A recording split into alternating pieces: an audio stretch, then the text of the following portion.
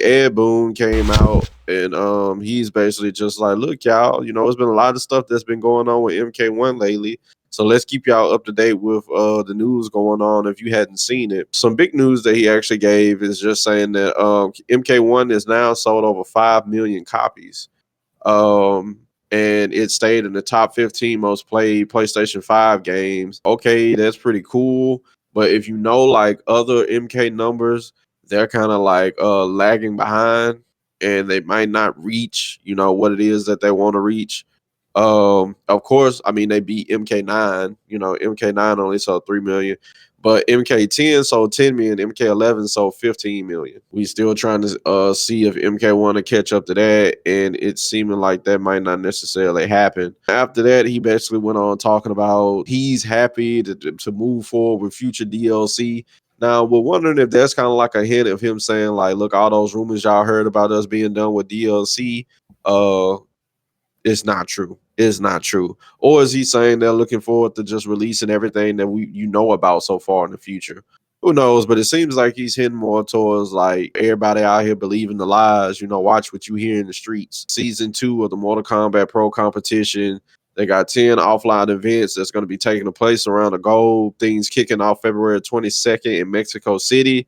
Up to $255,000 in prizes are up for grabs. So it seems like it seems like Ed Boon is basically saying, look, I don't know what y'all talking about. MK1's still going.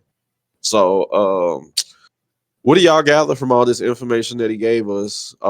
Is it great news? Do you look forward to the future? Are you just like, dang it, 4 more years of trash?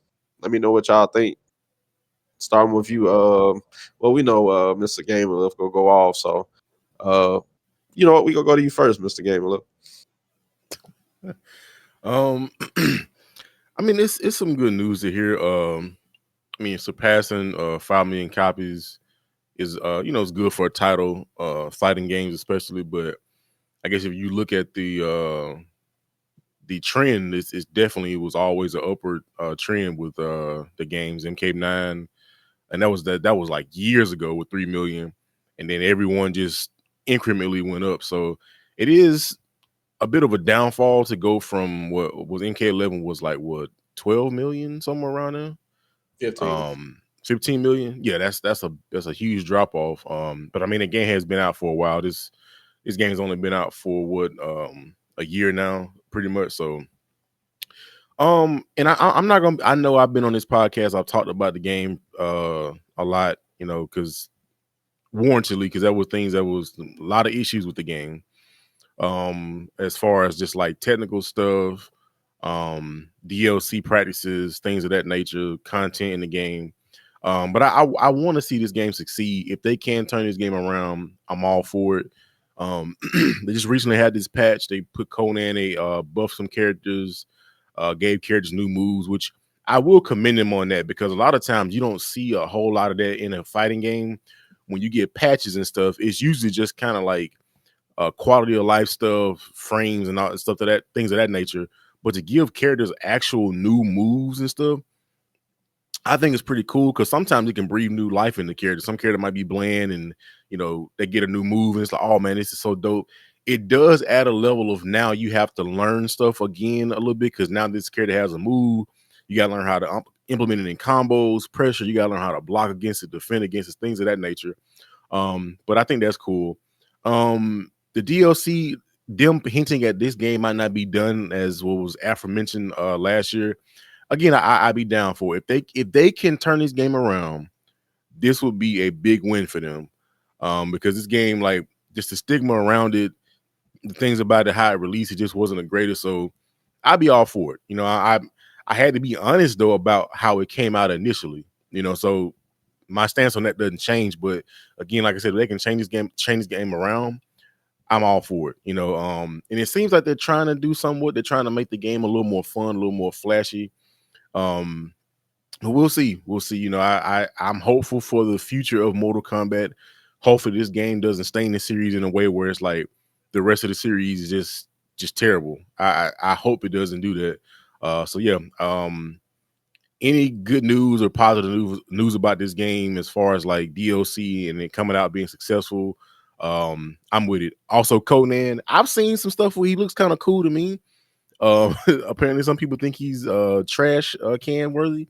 He looks dope. I mean, obviously, the thing is he's super close to Tusk from MK, but I mean, it didn't really matter because Tusk was based off Conan, so it's just like at this point, it is what it is. So I think he looks cool. I hadn't got my hands on him just yet. I hadn't tried him, but you know, we'll see. But yeah, those are my thoughts on this MK1 knowledge. You saw it was real hard for him to get that out right. I was struggling to say those words. Oh man. I mean, T grimacing the whole time. I feel like it's a good thing that they, you know, it could turn around. But it's on you. Gotta keep the look up for the camera for the audience, man. Right. Can't break kayfabe, bro. Yeah. You know, I agree with Mr. Gaming Lift. I'm kind of hoping that MK1 can kind of like that they can kind of pull it out of this rut. That it's kind of nice that they're actually adding some things that aren't necessarily, like you said, quality of life changes. And it seems like, I mean, like I was saying this earlier, that the fact that they're actually doing like the offline events and stuff like that is really cool. I think, you know, you're still pushing your game regardless of what the reception is, you know, right now. And I think that's a thing. It's like not to get caught up in the moment necessarily, to be like, okay, well, things aren't looking good for the game right now. Right now is exactly what they say. Right now, it's the present, not the future. Things can be changed. That the age of games is like right now, to where like if a game is like not great, it used to be that if a game was not great, then that was it. The game just wasn't great. You just had to wait for the next iteration to come out. But like now it's like, okay, the game's not great. Well, we can send out a patch. We can tweak the game a little bit. DLC. We can spice it up a little bit more, so people might want to come back and give it another chance. You know, I mean, like I said earlier, I'm a little jealous of people who actually play MK1, because, like I said, like Soul Calibur 6 like was supposed to have a pro tour and just never got it. Like, you know, the what's called the pandemic kind of like, you know, ruined that. And it's like they never really gave it another shot. They were just like, well, that's it. That was your only shot at glory, was doing like, you know, the doing it that way. And like they never really said, hey, let's try it again. Like, I mean, even right now, with everything, I mean, even after all of what's happened, you could still attempt to do a pro tour like that. And they never bothered to try again. So, I mean, for those of you out there who love MK1, like, you should feel very lucky that they're actually going to continue to try to like make the game better and make improvements and stuff, because not every game that comes out and doesn't meet expectations can do that. Not everybody will be willing to sit there and like work on the game and bring it up to par like that. So I commend Ed Boon for doing that. I think that's really cool. I think adding Conan the Barbarian to the game is really cool. Like I'm really looking forward to the T1000 myself.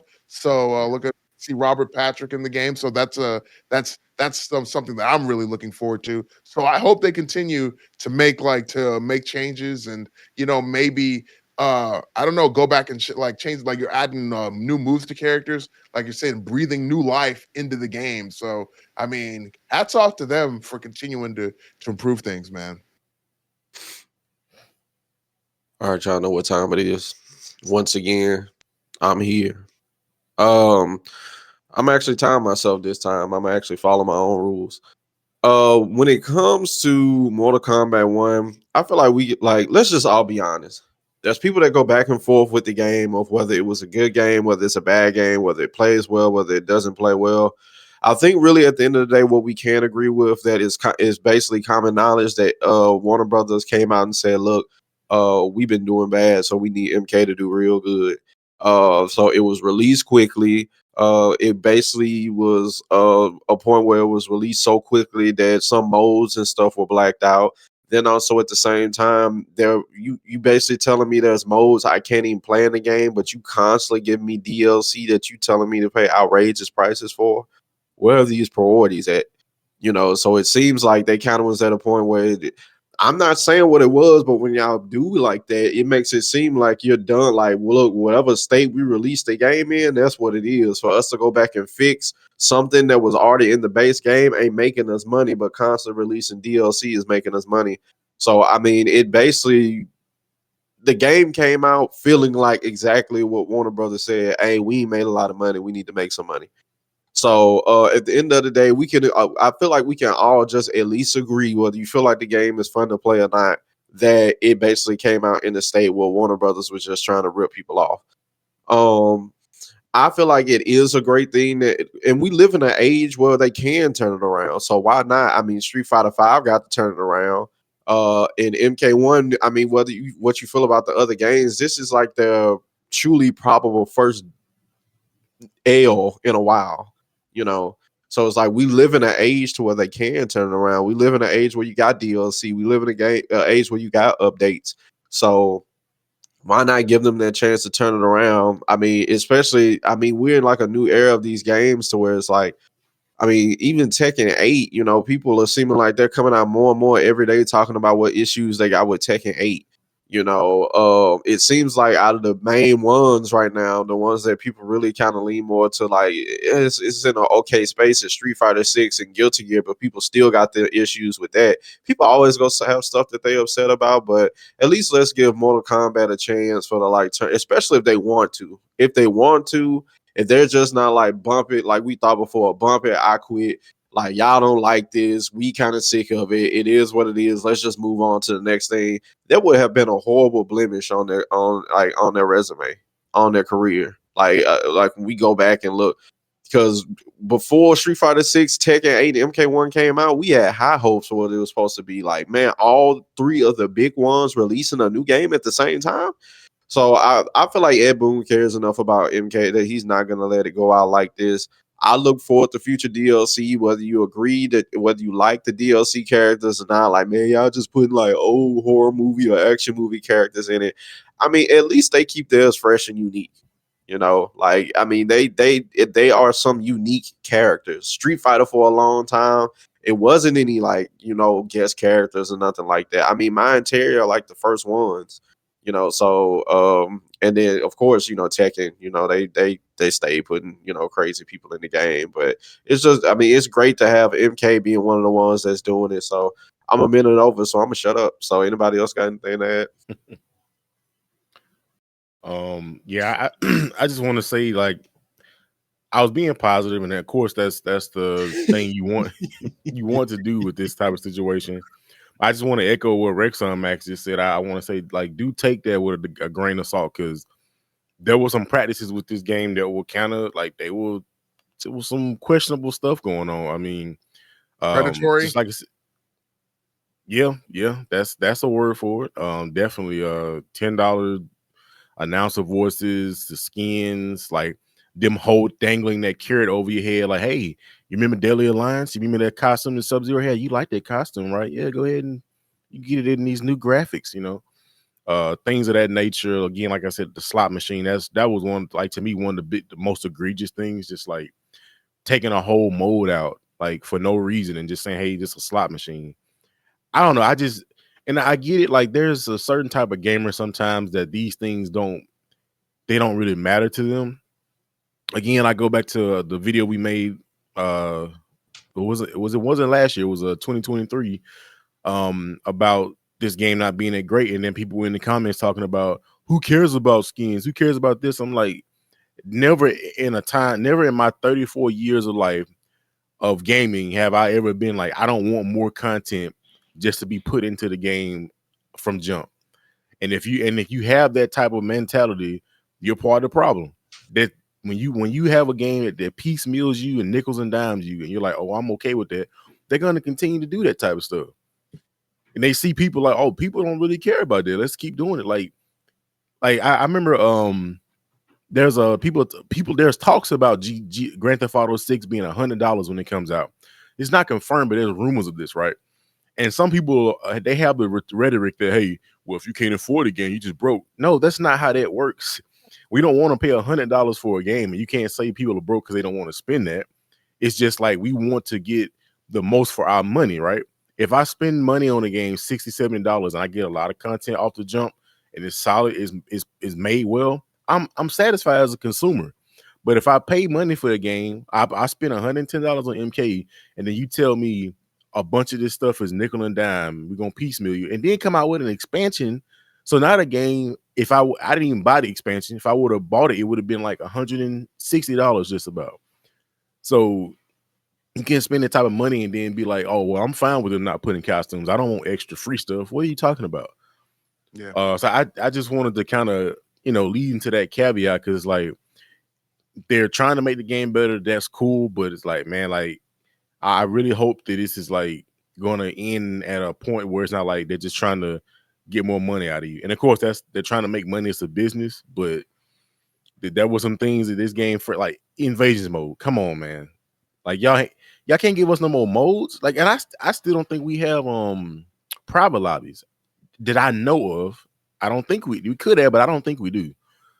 So again, we'd be trending upward, but there's still some things we got to work on, man. The game can be fun, gameplay can be fun, but it's like, what about the total quality and integrity of the game? So I just wanted to add that.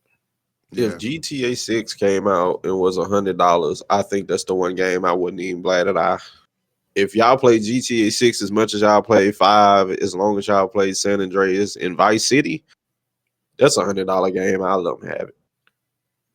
Yeah, I mean, man, people are still playing GTA 5, and that game came out on PS3, and we are in 2025, and it's still like on the top list for like, I think, PlayStation games played. I'm like, bro, we was playing Vice City for forever.